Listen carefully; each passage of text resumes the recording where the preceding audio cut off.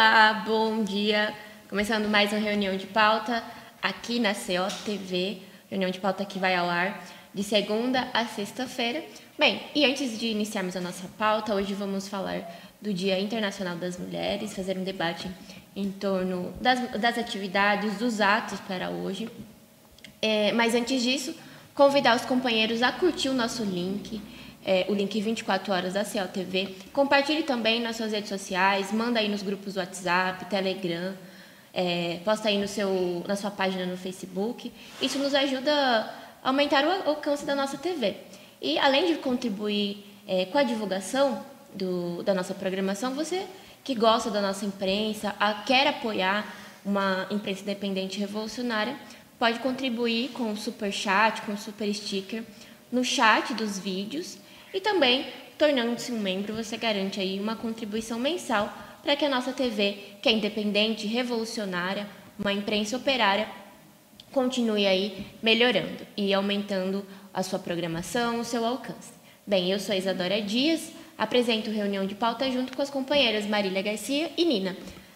Bom dia, Marília. Bom dia, Isa. Bom dia a todo mundo que está assistindo aqui a reunião de pauta. Bom dia, Nina.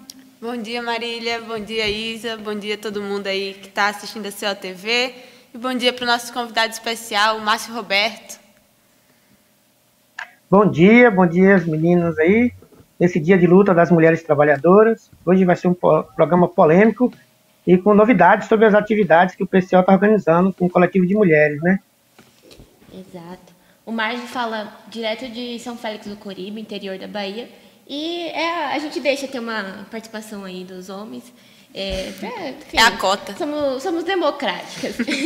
Bem, antes de iniciar o debate em relação ao dia 8, vamos iniciar, como de costume, aqui com um debate em torno da pandemia, atualizar os números, destacar algumas notícias mais importantes da pandemia nos últimos dias.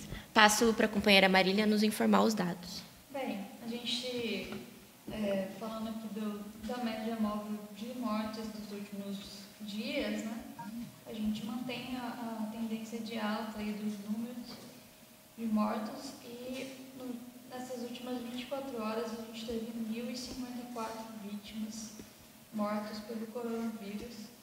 A gente já está com a média móvel de mortos acima de 1.000 mortos diários já há mais de 40 dias. E nessa situação aí grave, que inclusive a gente já está há mais de 40 dias com mais de 1.000 mortos, mas ainda tem uma tendência de alta aí para o próximo período.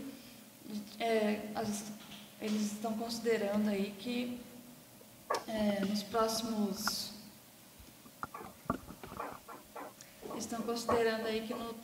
nos próximos 3 semanas a tendência é que a gente tem uma situação gravíssima no país, né? E nessa situação, menos de 3% de pessoas foram vacinadas efetivamente com a segunda dose da vacinação. Apenas cerca de 3,8% foram vacinados com a primeira dose e com a segunda dose apenas 1,28% aí, mostrando que a gente tem um número baixíssimo de pessoas que foram imunizadas na contramão de outros países, como por exemplo os Estados Unidos. Os Estados Unidos já tem 16% da população vacinada e com essa situação a média móvel caiu 75% em relação a janeiro. Bem, então eu gostaria de destacar também a situação do estado de São Paulo, né? A gente tem acompanhado destacado, né, São Paulo, porque que é o estado governado por João Dória, que tenta aí se colocar como total oposição ao governo Bolsonaro, como se ele fosse o herói da situação, mas na verdade os números apontam que não só não é o herói da situação, como ele também é responsável por um número altíssimo de mortes. Na verdade, o Estado lidera aí as mortes. E tem a questão das voltas às aulas, que também está sendo liderada pelo Estado de São Paulo. E nessa situação, a gente aqui em São Paulo chega a 19 mil pacientes hospitalizados por Covid-19, é um novo recorde de internados e também tem um recorde de ocupação de UTIs. A gente vê que a taxa média de ocupação das UTIs do estado todo chega a 80%. Inclusive, hospitais grandes, particulares, como o Albert Einstein, já tem fila para internações na UTI. Então, a gente vê se um hospital particular com a possibilidade, né, que um hospital particular tem, e é um importante hospital particular, já encontrando essa situação, imagina os outros hospitais, né? E aí a gente vê a questão também do lockdown, que foi colocada aí apresentada como uma medida para diminuir o número de contaminações, algo que, diante da situação, a gente vê que é irrisório, porque a gente vê a questão do lockdown, né? Que, inclusive, estão até tirando sarro, falando que nem mais um lockdown decente o João Dória consegue fazer. Claro que é porque trata-se também de pura demagogia, né? Mesmo que o lockdown fosse uma solução, a gente vê que ela não estaria sendo aí aplicada da melhor forma. Mas, enfim, e tem a questão aqui no estado de São Paulo, com esse lockdown, 21 pessoas foram presas em fiscalizações e festas clandestinas foram interrompidas aqui na capital.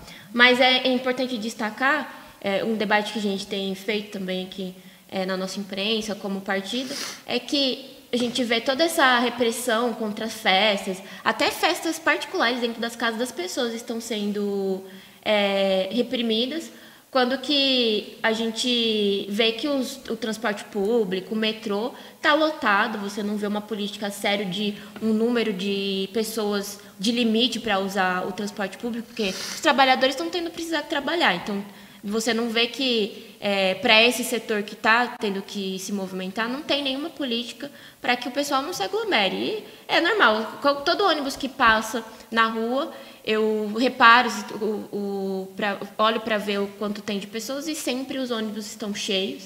E também uma outra coisa que eu reparei, que eu acho que é um absurdo, que mostra a total demagogia do João Dória para combater a pandemia, é que você entra nos metrôs e nem um frasco de álcool gel, que assim, seria o mínimo do mínimo para se fazer para combater a pandemia. E para botar aquele negócio que as lojas colocam. Exato, não tem. Sim, se você espirrar e você encostar em um lugar sujo, você, por urgência mesmo, precisar de um álcool gel, você não encontra, não tem nos vagões, não tem na entrada. Não, poderia ter do lado do guichê que você compra a passagem, você pega um dinheiro, entrega dinheiro para outra pessoa, para o trabalhador que vai receber o dinheiro. Não tem absolutamente nada disso. Não, a gente vê assim, nem o mínimo está sendo feito. Você vê agora lá no DF também, é mais um lugar que a taxa de ocupação de leitos de UTI atingiu 100%, né? Você vê que em vários lugares isso aí está acontecendo. No Distrito Federal, que é um lugar importantíssimo, já está lotado também os leitos de UTI. Então você vê que é um negócio assim, não é um caso isolado, né? Esse negócio que aconteceu em Manaus, por exemplo, faltou oxigênio e tal, aconteceu em Manaus, teve alguns protestos, etc. Mas isso aí vai acontecer em todo canto. Tipo assim, se continuar desse jeito, vai começar a faltar oxigênio em todo canto. Eu até falei algum dia aqui no Reunião de Pauta que uma amiga minha estava me dando notícias e tal dos hospitais lá em Maceió, que ela trabalha na área de saúde. E ela falou que já estava começando a acabar os pacotes de oxigênio e não tinha previsão para chegar. Isso, Maceió é uma capital. Isso daí vai começar a acontecer em todos os lugares. Os leitos de UTI estão todos lotados. Estão começando... E o sistema de saúde todo vai colapsar, porque começa não só não aceitar novos pacientes de Covid, mas também não aceitar novos pacientes, ponto. Porque está tão lotado, está tudo misturado, aquela loucura que não tem... Você precisa de um hospital, de uma urgência e tal, você não tem para onde ir. É muito absurdo. Tipo, isso aí é a tendência de acontecer com todos os estados, né? A tendência é a coisa ficar mais caótica, né? Tanto que tem aí especialistas apontando que agora em março a gente vai atingir as 3.000 mortes diárias. E também, nessa última semana, nós batemos um recorde de mortes na semana. Então, nos 7 dias, nós tivemos aí 10.000 mortos. algo que não tinha sido atingido no período anterior da pandemia. Então, a gente vê, se uma semana teve 10 mortes, significa que em um mês a gente vai atingir por mês quase 50 mil mortes. Se aumentar para as 3 mil mortes diárias, então vai aumentar facilmente aí em um mês a gente atingir mais do que 50 mil mortes. Você vê, é uma situação muito crítica mesmo, cada vez mais grave, e as medidas tomadas tanto pelo Bolsonaro, assim, Bolsonaro, a gente nem dá mais, não tem nem mais o que comentar, tanto que nesses últimos dias ele fez uma declaração de que as pessoas que choravam pelas pessoas que estavam morrendo pela pandemia, não sei o que, tratava-se de mimimi. Sim, a gente vê que a coisa em relação a ele é escrachada. Eu vi também que... Desapontada, mas não surpresa.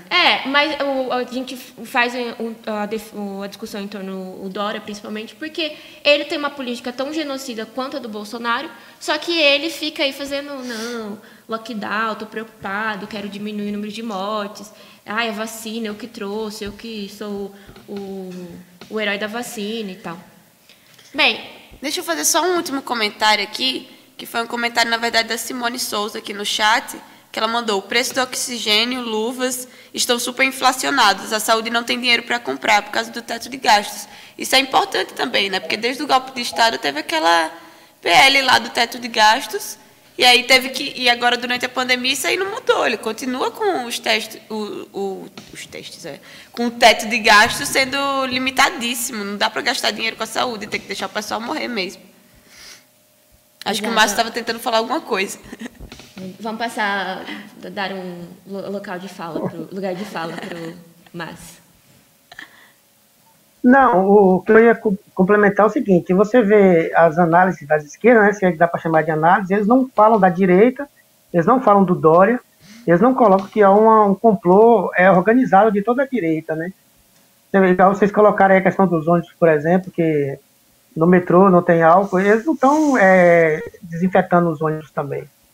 Em nenhum momento do dia, nem quando chega na garagem, não só os ônibus públicos, como também esses ônibus privados aí que levam os trabalhadores para os trabalhos.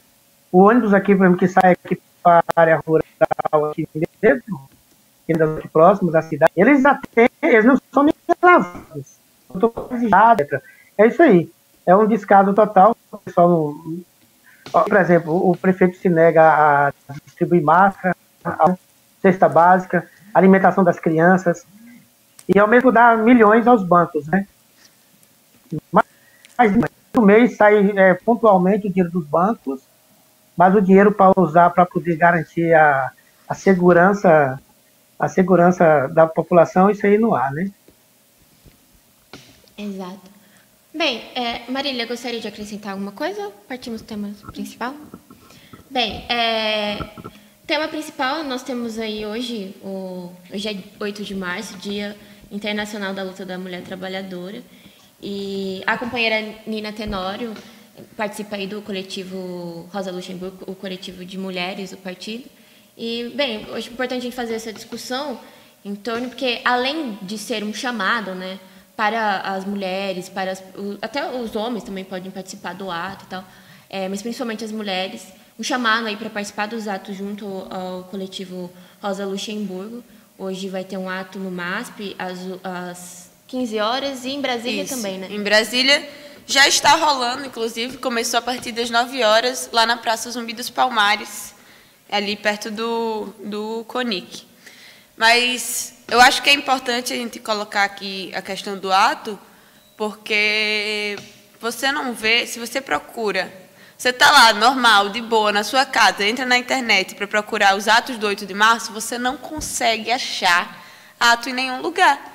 Você pesquisa lá, 8 de março ato, 8 de março manifestação São Paulo, você não acha nada, porque, de fato, a esquerda decidiu que não seria uma boa ideia você fazer ato no Dia de Luta das Mulheres. Eu acho que, assim, desde o começo e até então, esse é o dia mais importante para as mulheres, né, para a luta das mulheres. E os movimentos de mulheres, eles simplesmente falaram assim, que a instrução é proibir que as pessoas vão para os atos. Tem aquela organização lá do 8M, que se dizem uma organização internacional, etc., mas que na maioria é comandada pelo PSOL. E eles tiraram uma deliberação lá em alguma reunião, dizendo que o tema do 8 de março seria mulheres vivas pelo Fora Bolsonaro, e se são mulheres vivas, não poderiam ir às ruas para se manifestar. Então, teria que só fazer atos virtuais, que não é merda de ato nenhum, convenhamos aqui, não adianta nada, vai ser um monte de patricinha lá na internet olhando uma para a cara da outra. Mas, assim, é uma palhaçada, porque você entra no site das organizações de esquerda todas e tem essa desmobilização. Se já não bastasse tudo que elas decidiram fazer, ser live, né, ficar falando nas lives, na internet e tal, nenhuma dessas lives vai acontecer no dia 8 de março, por algum motivo. Elas querem esconder completamente, tentar esconder que existe um dia de luta das mulheres, que existe o 8 de março. Então, assim, estão tendo lives dia 7, live dia 9, live dia 12, já vi live em tudo quanto é dia, mas não consegui achar live dia 8. E para piorar, tem até um card aí, se a produção quiser passar na tela. A CUT, ela chamou, né, tirou a matéria falando que as mulheres da CUT estariam organizadas em lives nos dias 7 e 9 de março. E no dia 8, eles colocaram aí como um Dia Nacional de Luta da Educação em Defesa da Vida e dos Serviços Públicos. Eu não sei de onde eles tiraram que dia 8 de março era dia disso, mas se eu não estou muito louca, o dia 8 de março é o Dia de Luta das Mulheres Trabalhadoras. Isso aí é uma palhaçada, eles fazerem um negócio desse num dia que é um dia internacional de luta, né? Tipo, é muito... Exato. A gente estava até comentando, até as empresas de cosmético, enfim, as empresas no geral, né? Lojas de roupa, essas grandes redes, até eles, no dia 8 de março, eles aproveitam o máximo para colocar aí que é o Dia da Mulher e fazer propaganda em torno disso, mas a CUT, que é uma central aí de organização dos trabalhadores, e representa de fato aí uma organização das mulheres trabalhadoras, coloca que dia 8 de março é Dia Nacional de Luta. Aí você pensa, das mulheres não, aí coloca da defesa, da educação em defesa da vida. Enfim, é uma coisa, é bem maluco, né? E essa questão dos atos, acho que é importante destacar, né? Porque a esquerda está nessa, né? De que não pode fazer atos, não pode fazer manifestação, que é o pior momento da pandemia, vamos sentar e esperar que o Bolsonaro, aquele que faz as mesmas declarações de que é mimimi, chorar pelas mortes das pessoas que estão sendo vítimas da pandemia, que esse setor de genocidas, golpistas, vão resolver a questão da pandemia. A gente sabe que isso não vai acontecer, nós não temos nenhuma ilusão de que esses governantes que até agora mostraram que a política deles é de matar a população, nós não esperamos que eles vão resolver alguma coisa, principalmente em questão das mulheres, né? Então, se eles não vão resolver, a única maneira de alguma coisa ser feita é a população se manifestando. E a gente tem uma situação muito crítica das mulheres. Tem aquela notícia, Nina, que estava comentando que em Pernambuco foi... Em Pernambuco. Um número altíssimo de mulheres desempregadas. A gente... 99, sei lá quanto por cento das mulheres que perderam emprego em 2020, das pessoas que perderam emprego em 2020 eram mulheres. Ou seja, é só uma estatística estranha para não dizer que é 100%, né? Exato, você vê, é um número altíssimo. E as mulheres, de fato, as que não estão morrendo,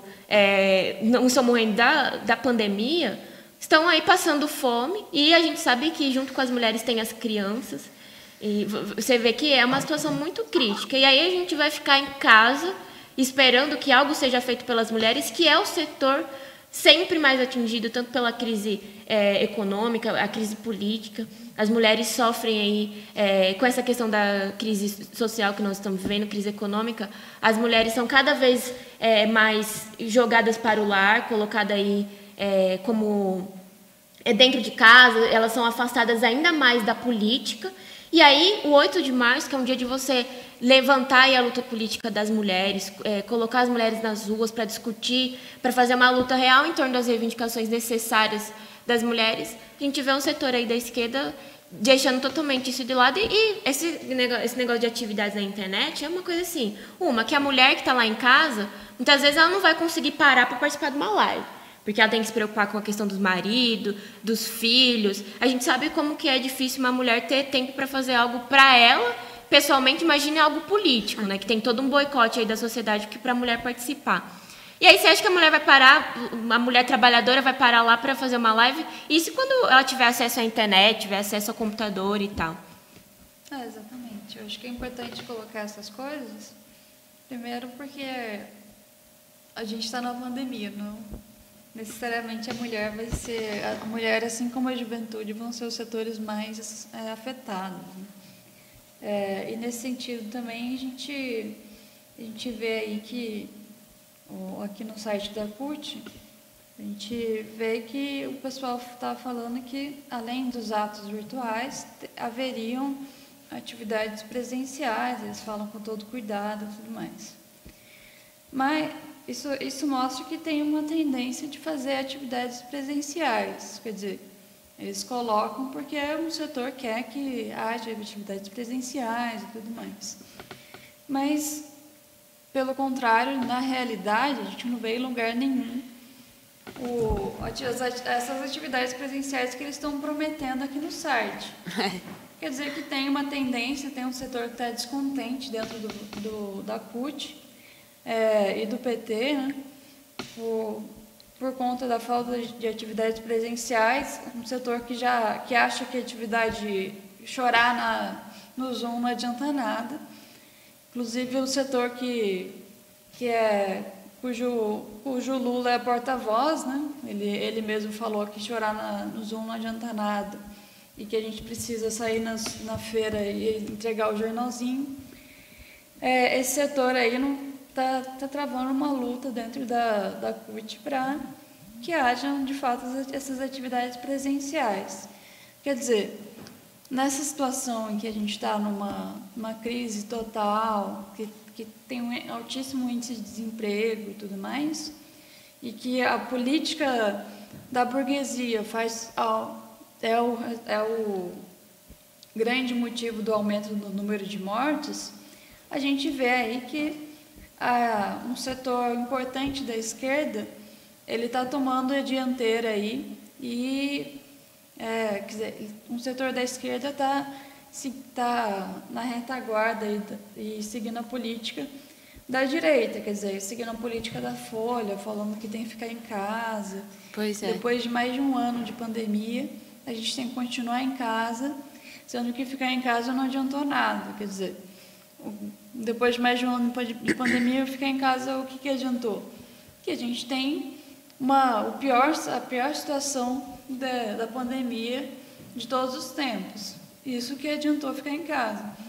Na verdade, a gente tem que colocar que a população pobre não tem como ficar em casa. Nunca teve, né? Isso daí é tudo uma mentira, né?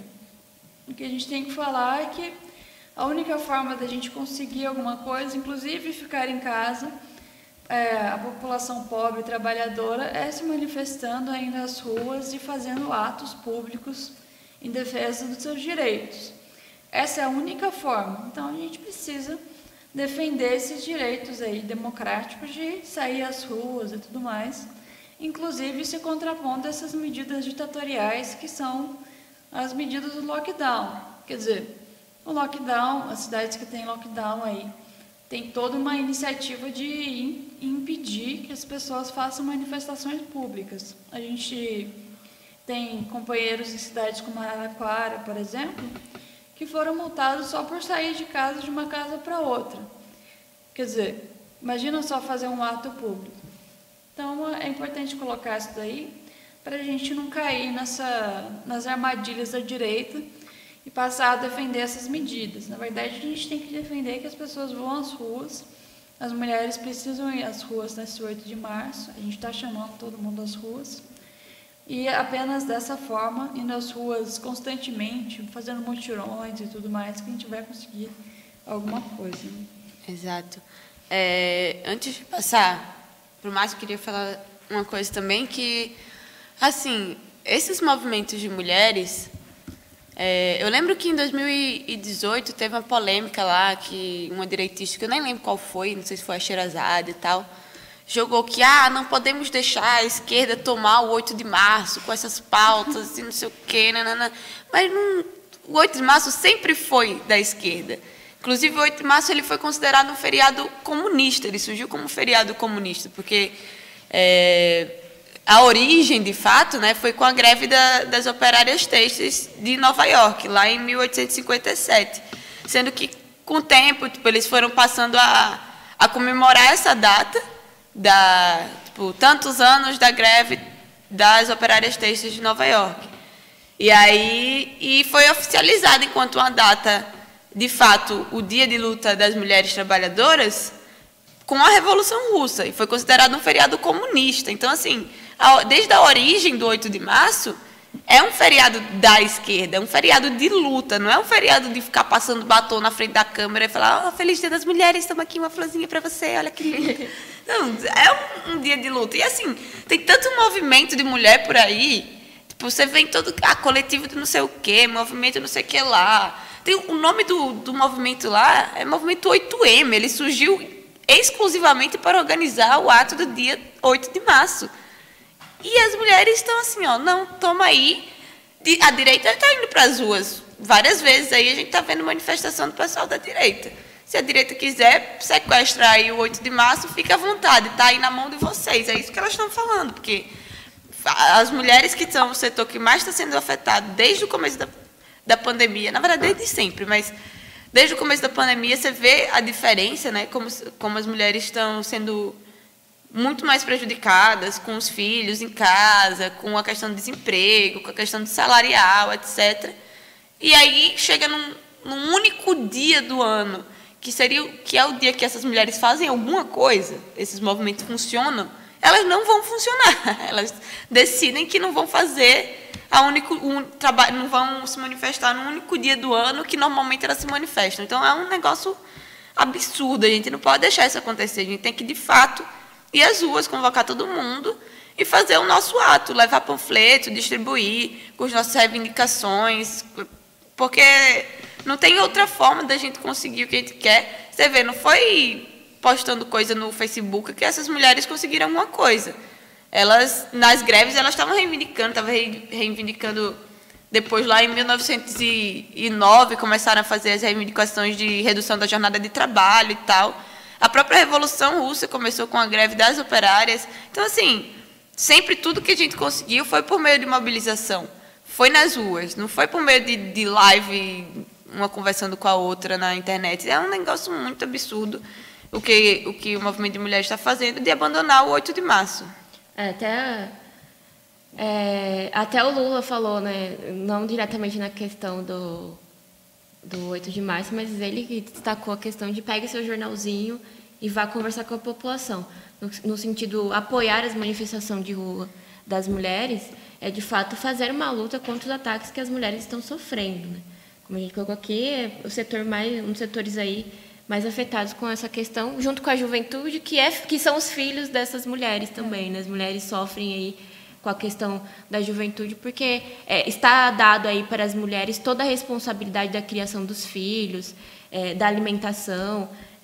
A gente sabe que muitas mulheres criam as crianças sozinhas, então é uma situação muito crítica, que não dá para esperar que, de fato, uma live aí com um cabelinho pintado de outra cor, com uma discussão assim totalmente sem as trabalhadoras de fato, porque a discussão das necessidades das trabalhadoras você vai fazer nas ruas, nas fábricas, no trabalho de jornal da feira, ou até mesmo nas campanhas de bater em porta, que é a campanha que o pessoal faz, porque aí você vai lá e conversa com aquela mulher que está escrava do lar, que está ali desesperada com a questão dos filhos em casa, super sobrecarregada com as questões agora da casa e preocupada. Então você vai lá, bate de porta em porta e consegue conversar com essa mulher e trazer ela para a luta revolucionária, para a luta uma luta de verdade, né? Que é a luta que a gente faz aí nas ruas. Bem, não sei se o Márcio quer comentar alguma coisa, mas, Márcio, se você também quiser comentar os mutirões, ontem eu vi que teve a participação de bastantes mulheres, você mandou umas fotos, né? Eu teria uma pergunta sobre o tema, né? Vocês colocaram aí sobre a questão da esquerda, mais do que um boicote, um ataque a essa data tão importante, né? A companheira mostrou a imagem aí que revoluções começaram a partir dessa data, né? De manifestações das mulheres. Eu pergunto assim, tem vocês organizaram alguma coisa para hoje? Tem alguma coisa assim, alguma data? Porque o PCO está organizando várias coisas, inclusive tem coisas para hoje também, né? Tem os atos. Se a produção puder passar já o card também, né? Eu acho que não passou ainda, mas vai ter os atos em vários lugares. A gente vai estar fazendo atos e vai estar sendo distribuído também aí um manifesto que a gente tirou do coletivo de mulheres, que tem diversas reivindicações. A gente vai postar também no site do coletivo de mulheres e tal. E a gente está aí chamando todo mundo para ir para as ruas, né? Daqui a pouco a gente vai estar lá. A partir das 15 horas a gente vai estar lá na frente do MASP, fazendo o nosso ato, levar bateria, chamar o pessoal, distribuir material. O pessoal lá no CONIC já está fazendo a manifestação. E aí a gente gostaria de chamar todo mundo aí que está assistindo, que vai assistir o programa, a participar dos atos também. Entrar em contato com a gente, porque vai ter manifestações em outros lugares também. As mulheres estão se organizando para participar e fazer essas agitações aí em vários lugares no país.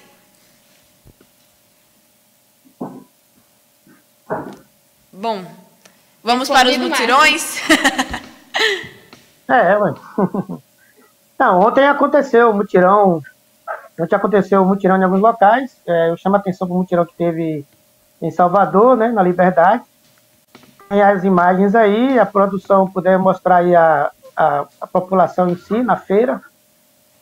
Todo mundo estava... As pessoas vão para a feira, né? As pessoas, se elas são obrigadas a ir trabalhar, elas também têm o direito de ir na feira. Da mesma forma que elas têm o direito também hoje é o dia de se manifestar, né? Aí vocês vão ver, através das imagens aí, né, as pessoas com os adesivos, mostrando assim a grande aceitação dessa campanha. Enquanto a esquerda está boicotando uma data importante como hoje, né, com medo de ir para a rua, fazendo lives, etc., coisa da esquerda pequena burguesa que a burguesia não tem nenhum pingo de medo dessas lives, mas essas pessoas aí que estão aí sendo mostradas nas fotos, são de carne e osso, são pessoas que estão sendo obrigadas a ir trabalhar, e ontem era um dia de feira, foram à feira e você vê aí, né, a sede das ideias revolucionárias, o apoio total, assim, quando falava fora Bolsonaro e todos os golpistas, era muito apoio, né, tinha pessoa da base do PT, pessoa do PCO, do coletivo de luta contra o golpe, né, e se você ver na imagem, a grande maioria das pessoas que você viu lá eram mulheres, né? Pois é. Quando falava a questão assim, Lula presidente, então, aí que o pessoal encostava, queria tirar foto, queria saber como é que é, se tem direito, se tem jeito mesmo, né? É isso aí, eu passo para vocês aí, né? Porque eu acho que esses atos o ato já começou lá em Brasília, os que vão acontecer no dia vai ser muito importante.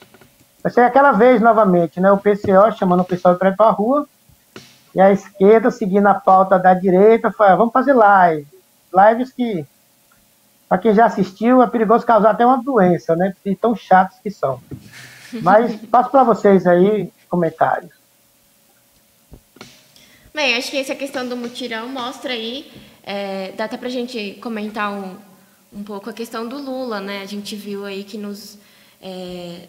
saiu um editorial da Folha ou Estadão, confundi agora, acho que foi da Folha, apontando aí que, de fato, o Lula é o único capaz de derrotar o Bolsonaro.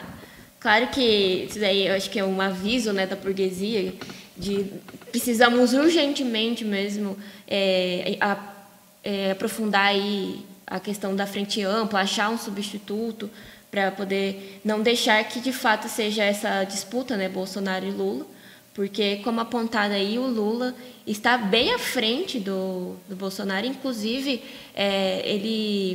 o Bolsonaro, o número de pessoas que rejeitam totalmente ele é altíssimo, mostrando que tem uma total rejeição ao governo bolsonarista, e o Lula, de fato, é uma reivindicação popular. Os nossos mutirões mostram muito bem isso, tem um total apoio aí da população, a gente, com a questão do Fora Bolsonaro, a questão do Lula, todo mundo, de fato, animado com essa reivindicação que nós estamos colocando em torno da candidatura do Lula.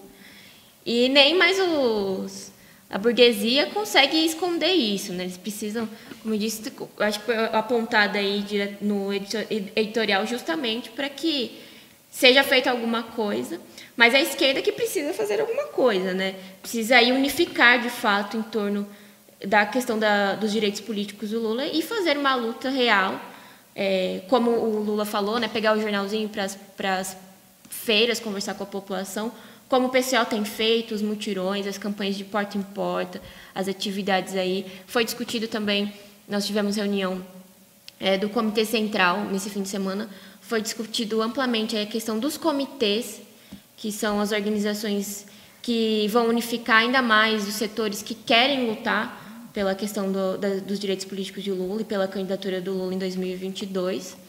Então, você vê que tem aí todo, na verdade, essa pesquisa acho que deveria aí dar um ânimo à esquerda, que de fato esse é o caminho, né? Se organizar, fazer manifestação em torno da questão do Lula. Companheiros? Nós aí do coletivo... Não. Isso daí, inclusive, foi no 8 de março, né? A gente levou nossa faixa. Se eu não me engano, essa foto aí é de Minas Gerais. Não, é aqui em São Paulo mesmo. Essa é de São Paulo? É. Enfim, a gente fez essas faixas em todos os lugares, levando para os atos, e é isso que a gente pretende fazer agora, nesse ano também, né?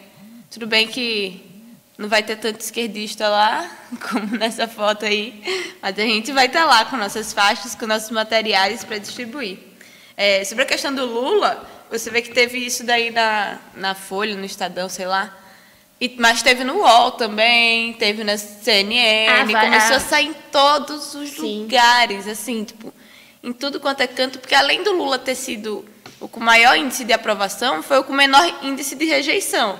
Porque tem isso também, porque os índices de rejeição do Bolsonaro, do Luciano Huck e tal, era um negócio absurdo, tipo assim, era muito grande. Ultrapassava, inclusive, a aprovação do Lula, que já era enorme. Era tipo assim, a aprovação do Lula era 50% e o nível de rejeição do Bolsonaro era 60 e pouco, sabe? Tipo, era um negócio muito absurdo, tipo.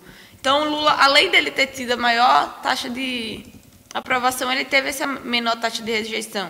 E a direita deve estar na mão, porque aí eles vão ter que dar o jeito lá para poder não deixar o Lula participar das eleições, né? Porque se o Lula participar, estão tudo lascado. É uma forma de desmanchar ali o que eles fizeram, né? Eles fizeram todo um rolo, um processo, uma operação Lava-Jato, deram um golpe na Dilma, prenderam o Lula para depois deixar o Lula ganhar as eleições de novo. Então a direita vai tentar de tudo que ela puder para não deixar o Lula se candidatar. Você vê aí os capachos aí também, que nem o Ciro Gomes, também vai fazer de tudo para o Lula não se candidatar, porque ele é um entreguista, muito entreguista.